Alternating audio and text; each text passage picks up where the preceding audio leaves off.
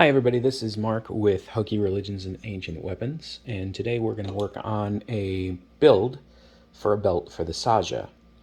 Now, if you aren't aware, the Saja are the Jedi-type characters on Galactic Starcruiser and the Disney World Resort in Florida. And they're kind of there to serve the purpose to allow people to learn about the Force and experience using a lightsaber and some of the more mystical and philosophical areas of the Star Wars universe without actually creating the complications of having a Jedi on the ship in a way that might sort of interfere with the overall Star Wars canon. If you'd like a little more information about the Saja, and there's not a lot out there, they are meant to be the inheritors of the Guardians of the Whills, which are the guardians, the non-force wielding guardians of the Jedi Temple on Jeddah, as seen in Rogue One. And of course, the Guardians of the Whills that we see in that movie are played by Donnie Yen as Chirrut Imwe, and Baze Malbus, his sort of friend, former guardian. The two of them appear in that film, and so that's sort of the prototype from which these characters sprang. On Galactic Starcruiser, the Saja are all uniformed in the same way. So they wear blue robes with a red inner robe, sort of a gray skirt with a red inner lining, and dark blue pants with gray calf-length boots. But they also all wear a very distinct belt style, and this belt has a ring in the front, and it connects on the side rather than in the front, and has a single black pouch. And they can use that belt to hang either their water bottle or their beads. They wear a distinctive beaded necklace. It's almost like a mala, as seen in Buddhists, or a rosary that Catholics would wear. They have that either around their neck or hanging from their belt. You can look up the belt design online. There's a lot of reference pictures of the Saja, and there's also a Saja costuming group on Facebook. So today I'm going to create the leather belt that the Saja wear. And then there's a few rules and things to consider when we're creating this prop. And then aside from that, I'm going to show you the tools that you'll absolutely need, tools and materials to create this.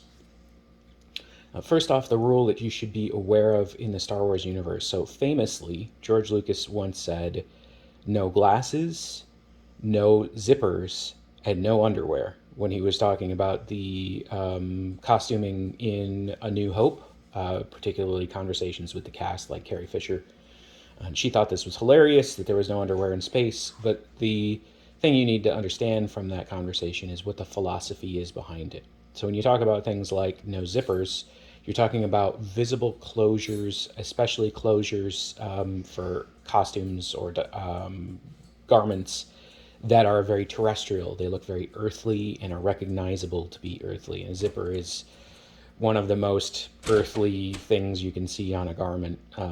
Buttons with 4 holes, certain types of snaps. Those are all, speak not only of being from Earth, but being from Earth in specific eras. So he didn't want to date things that way, and it was important to him to hide the closures and make things less visibly Earth-like. So to that end, a lot of what gets used in Star Wars costuming are things like this. This is called a Chicago screw. So on the backside, you'll see it has a Phillips head screw to it, and then on the front side, it has this sort of hammered flat black section. And you'll see Chicago screws get used a lot in Star Wars costuming because you can screw the two pieces together and only have this part visible. It looks like a rivet, but the back end can be held together and taken apart using this sort of Phillips head screw. So we're going to use a bunch of those today. We're also going to make use of this sort of heavy-duty Velcro that's self-adhesive on the back. And the adhesive was really there just to kind of hold it in place. We're going to actually use some heavy-duty super glue. This is Gorilla Glue. But that adhesive will help hold it in place while that glue dries. And this is actually the main closure for the belt. So rather than having a hook or a snap in the front, the belt actually loops around the side and uses heavy-duty Velcro as the closure. And this is I would assume one of the reasons that they built the belts this way is so that they could be usable for a variety of sizes of people. There's not just one belt per person. And also, again, this hides the closure system for the belt, so it looks less terrestrial. So those are things that you absolutely must have in order to build this belt, I would say. Chicago screws, heavy-duty Velcro. Obviously, the leather. You can pick up this leather strap off of Amazon. This one is 2.5 inches wide, I believe. And so just under 2 inches wide. And so actually serves, again, to look much wider. Normal belts that we use are 1.5 to 1 inch wide. So this is quite a bit wider. And it's a very heavy grade leather, so it's going to be difficult to cut. And as long as we're speaking about cutting, we are going to have some heavy-duty cutting implements. So this is a utility knife. It's based off of an actual razor blade here. This can be very dangerous. You can hurt yourself very badly with this, so we're going to talk about safety when using this tool. This is one of the main ways in which we're going to cut that leather. We're also going to use a cutting mat underneath everything. This protects the surface of the table, but also helps keep the cuts from moving back and forth in a way that you could cut your hand.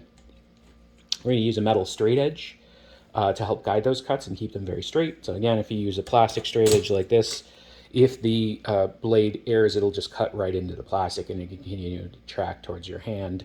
We're going to try to cut away from the hand as much as possible, but it's still possible for the blade to move and less likely for it to move with a solid metal straight edge like this. So absolutely important. I have bulldog clips. Always use these as means for holding things in place while it glues. There's just an all-around good art supply to have.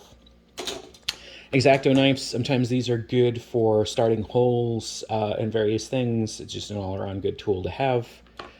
I've got my little mini screwdriver. This, of course, I'm going to be using for the Chicago screws. Some of the screws are Phillips, some are flathead, so this little guy here is a nice little thing to have in my kit. I have two specific markers here. I have a black Sharpie and a silver Sharpie. Now, the black Sharpie is going to be useful when we cut the leather. You're going to reveal the sort of the brown inner edge where the leather hasn't been treated to look black like this. So we're going to cover that up with Sharpie so you don't have brown sections of the belt visible. So that's kind of important.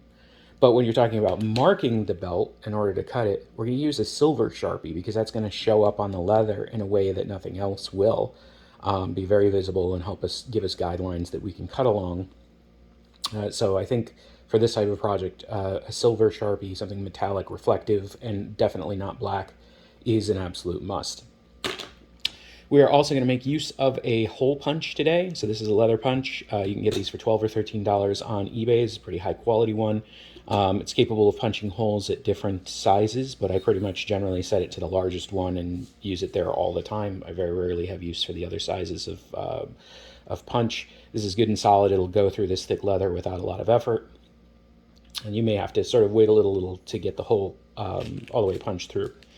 For the metal ring at the front of the belt, this is a macrame ring. So if you look this up on Amazon, you'll find these sort of metal rings that people use for macrame projects. This, I believe, is a 3-inch in diameter ring. And it's pretty useful for the size of this belt. You can get them larger or smaller, but for me, given that the belt itself was about 2 inches in diameter, and we are at some point going to loop this belt around the ring and close it, this seemed to be about the right diameter for what I was looking for. So I lucked out and nailed it in one purchase. Lastly, the Saja do have a pouch on their belt. Now, their pouch is very square and tall and distinctively designed with a sort of a angled flap across the front. I'm not using that. I'm not going to go purchase or create that pouch. It's a little outside of my skill set or range. So what I found here is this is a Scottish belt pouch used for people who wear kilts, and managed to find one of these with no design or embossing. I did use this at another trip to Galaxy's Edge. It was perfect for my phone and my charger. So I'm going to make use of this in the front of the Saja belt. So in terms of materials, it's pretty straightforward. Chicago screws, leather punch, silver Sharpie, black Sharpie, utility knife, X-Acto knife, screwdrivers, macrame ring, metal straight edge, cutting mat, super glue, and heavy duty Velcro. That is, as far as I'm concerned, most of what you'll need. Okay, so the first step in this project is we're going to attach the ring to the left side of the belt. So the way the belt appears in the reference photos and photos that people who've visited Galactic Starcruiser, it is on the left side, the ring is looped, and on the right side we actually have two thinner strips of leather that come back and then join together into thick leather piece. So we'll do that next, but we're going to start with where the leather actually joins the ring on this side. So there's a couple important pieces here. For symmetry's sake, what we're going to do is we're going to actually measure this in a way that we're going to use later for those two strips of leather that are going to be coming from the right side. So if I can find my other Chicago screw here, we will actually base, here we go, the location of these screws in a way that's going to be useful for those two other strips. So let me get my silver marker here. Okay, so what we're doing here is we're saying that this point in the leather is where those holes are going to go. And because we have to be concerned about there being enough room for these, we're going to make a couple little marks there.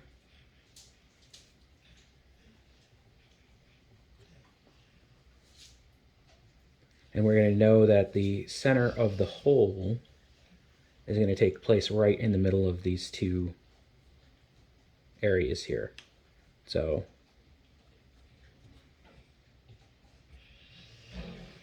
this is where we're going to punch our two holes. So now that I've punched my two holes, I'm going to actually fold this leather over.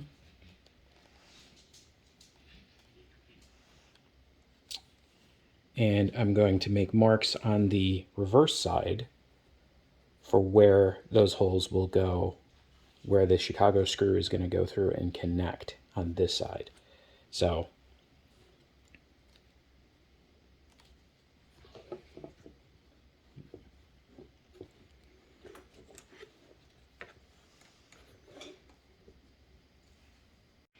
what I did here was I measured the width of the Chicago screw so that when it was punched through on this side, there would still be space in the leather between the edge of the this sort of the flat side of this thing and the leather itself. I drew straight lines coming all the way down to where the corresponding holes would be, and I punched those holes in my hole punch.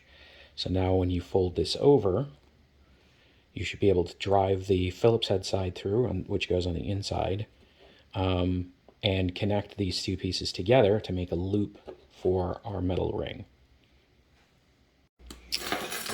Okay, so now that I have drawn out my template, punched my holes, and put my Chicago screws through, you see we have this ring in place in a very sturdy way. Okay, so that's the first side of the ring. Now the other side of the ring that we have to be concerned with has the same two Chicago screws holding it in place, but it actually has a gap cut in the leather that goes down the middle and makes it appear as if it's two pieces of leather connecting. Even though they go back 6 or 8 inches and then they join, it's literally just a cutout in the leather here. So we're going to use the same measurements that we used for this side, but we're going to actually measure in a section that we're going to cut out. So I've measured the lines where our holes for our Chicago screws are going to go. These are our guidelines for that.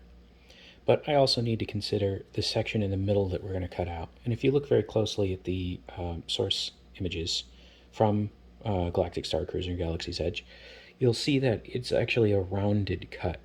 So what I'm going to use is, this is just a split ring from Keyring. I'm going to use this as a guide to sort of draw myself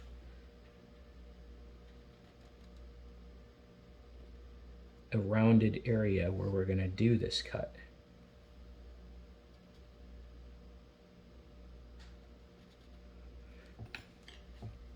So this sort of gives me my rounded section here. Now, it doesn't touch those lines, that's fine. It's fine because this section is actually going to come out of the middle here. So what we're going to do is we're going to come in the width of the Chicago screw so that there's enough room for it.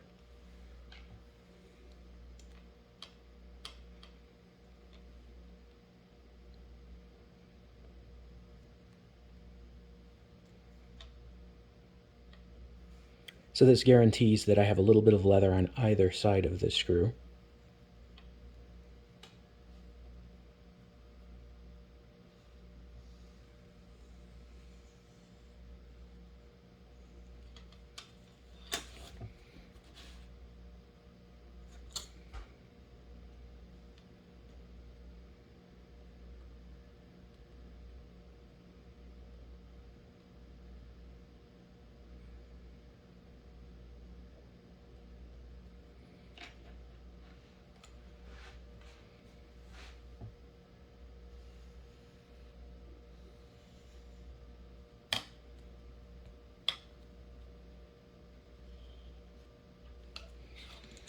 Okay.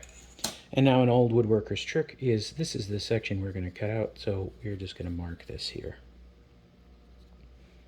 Okay, so now here's where we're going to employ our very powerful utility knife and metal straight edge to make those first two cuts. And then we're going to actually use scissors or something to make a sort of a straightish cut here, because the fine work will be done in cutting this curve. That will have to be done with scissors or something like that, okay? So first step is using my metal straight edge and my utility knife to cut these two inner lines where those two sort of leather straps will reside. Okay, so here are some good rules, and this goes for anything that you're cutting. You never want to cut towards your hand, but you'll always cut a straighter line pulling down than you will pulling up.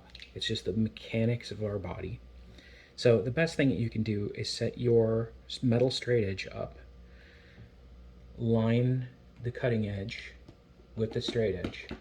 You're going to press down because that's going to put the tip through the leather, and then you're going to pull all the way through. Now, for a material like leather, it may take more than one cut, but you'll start to feel it bite through and hit that cutting mat. So there we go. We have our first cut. And for our second cut, we're going to line up,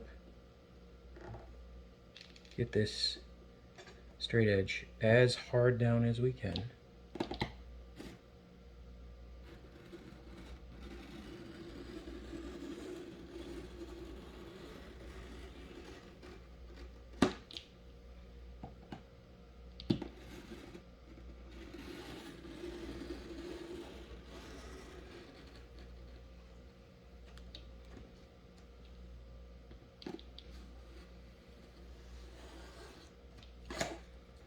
And there we go.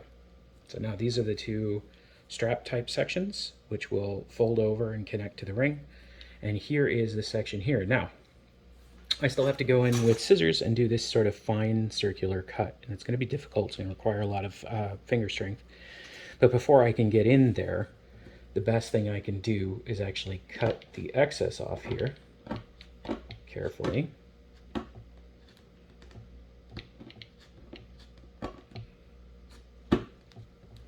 In a way that will make it easier for me to get in with scissors and do my sort of circular-ish cut.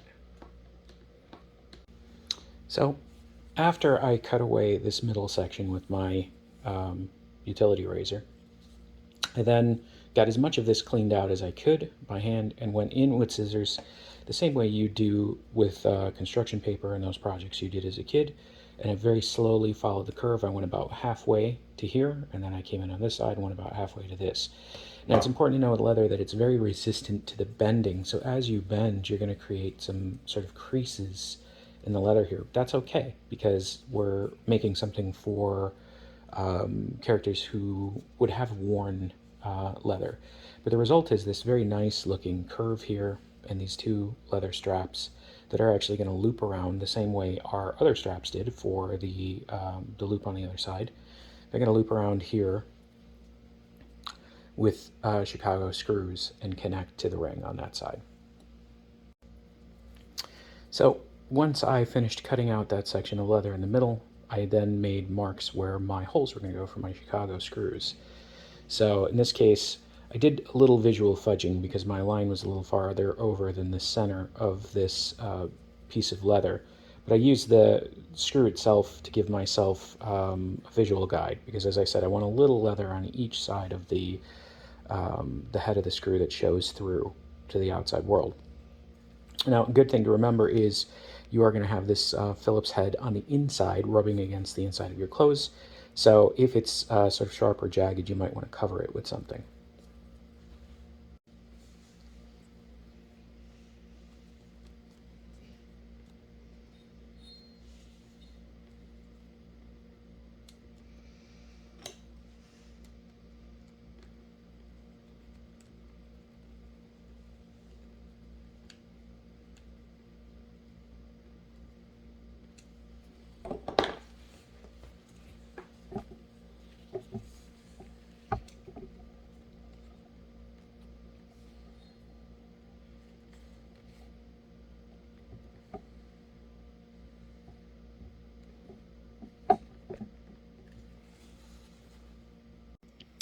Okay, so next section here is the Velcro, and for me, Velcro serves two purposes. It's going to be the closure on the outside, but it's also going to serve to help pin the belt in place on the inside. So what I've done is I've trimmed up some Velcro for the belt, and this is a section that's going to go on the inside, so it doesn't have to necessarily be as clean as everything else. But it's going to help with my belt laying over top of the sort of wide red obi sash that most Jedi and a lot of other characters in Star Wars wear. So in this case, we've got the hook side facing inward, where it's going to lay on top of my belt. And then we're going to actually do some other things on this side with the loop side. That's going to be the forward-facing part of the closure for the belt. So I've trimmed the Velcro, and what I've done is I've just attached a small section of it here using its own adhesive. And I did that because I need to be able to hold it in place and hold it straight. Now I have my Gorilla Glue, and I'm actually going to lay down some glue in the area where this belt is going to sit, or this Velcro is going to sit. And I'm going to push it down just a little bit at a time to lay on top of that glue. And as the glue sets, it should secure the Velcro more than the Velcro's own adhesive. I always cap this stuff back up because it evaporates and dries very quickly.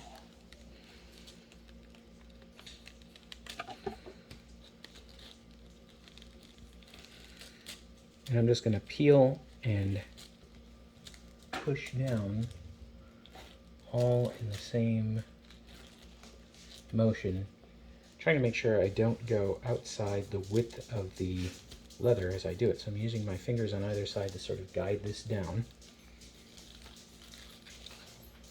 And I'm going to lay down some more glue.